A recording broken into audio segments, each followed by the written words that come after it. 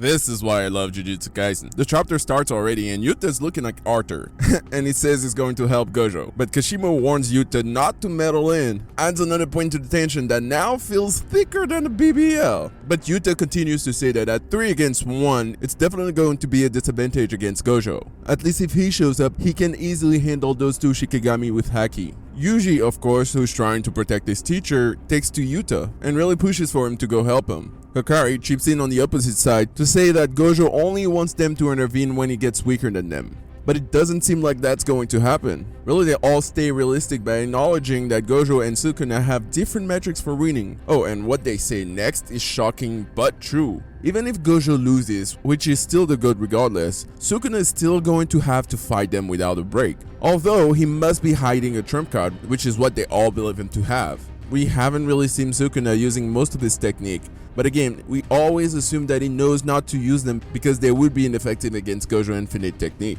Hikari goes on to affirm that Yuta is the entrance and he cannot go as far as he wants to. He thinks that if Sukuna beats Gojo right now, they can still handle him as weaker. I think Gege started with this panel to show us how much in a disadvantage Gojo is, emphasizing their will to go in the fight, as we were all wondering, with all these hothead, who would intervene first. Then back onto the fight, we see Mohobraga uses a slash with his blade, but Gojo dodges it really easily. Then Agito takes this opportunity to try to attack Gojo, but that turned against him because Gojo counterattacked with a massive black flash that goes through Agito's stomach like butter, which he ends up healing immediately.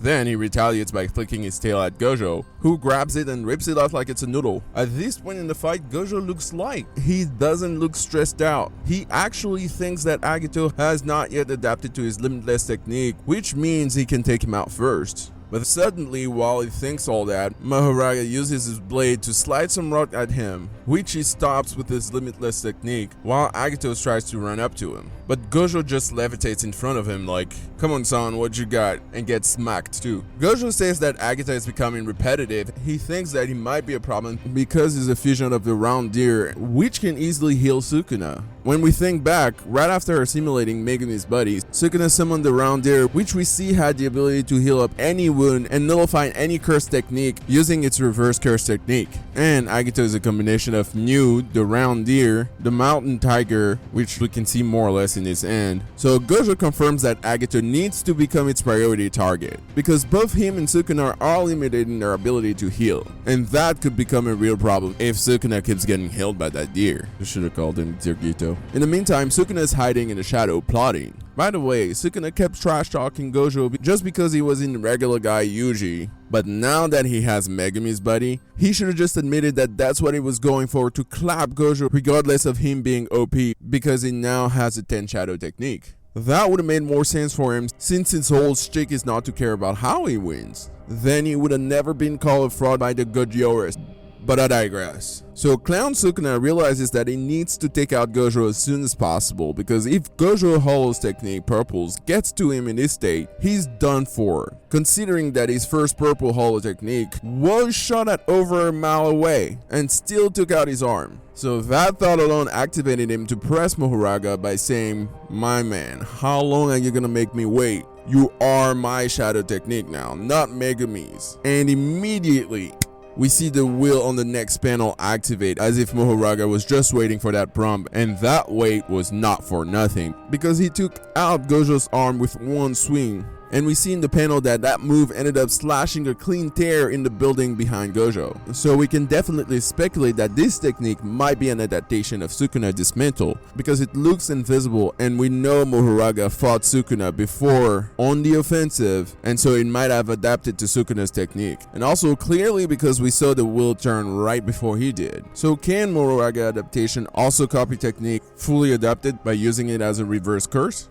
And of course, Sukuna looks like he can barely contain himself after that success, while the student watching are completely panicking. Even Shoko, who usually is the chill one, spits out her cigarette as if she wasn't already stressed enough. She points out that the 3 against 1 without an arm is obviously even more dangerous, especially since Gojo can barely heal himself based on the previous chapters. And obviously, Sukuna didn't waste a second after such a beautiful opening. He comes out of the shadow and goes on the offensive while Gojo's falling off a high rise, and clearly next to Gojo exhibiting light skin supreme powers. fighters against Toji. This is gonna be absolutely awesome when it gets animated. So Sukuna catches up to Gojo and hits him with a massive kick while Agito pops up behind him and delivers a blow to his head. But Gojo, clearly in a manic state, which is where apparently he strives. Really, this guy is the good, but he's not normal. He starts cheesing as he summons a blue orb, loads it onto a punch, and hits Agita with it. Then follows up with maximum blue output that completely implodes on Agita and trashes Shinjuku. The narrator confirms it in the next panel, saying that 41 seconds later, Purple has ripped through the battlefield in Shinjuku. We do see in the next panel that Sukuna and Mohoraga did not get caught up in the mess. So what happened during the 41 seconds? They're just trying to avoid Purple while Gojo was after them? Or based on that panel, Mohoraga was trying to adapt to it? But we do see in the last panel that Gojo is healing up his arm and it's back to square one in the fight. I mean, this chapter was just a highlight of how much of a unit Gojo is. He loses his arm, gets it back and proclaims, "Yo, you're not strong enough to fight me," and proceeded to take out Agito. But really, this part of the fight just feels like a filler.